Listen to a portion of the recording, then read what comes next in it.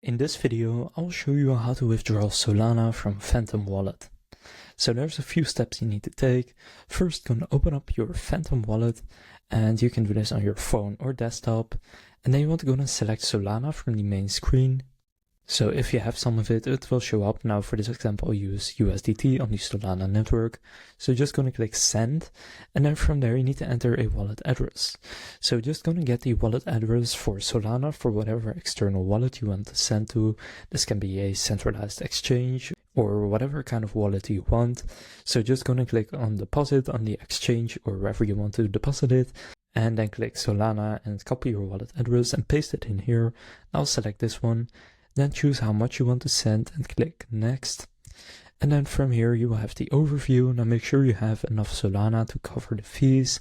And then just go and click on send.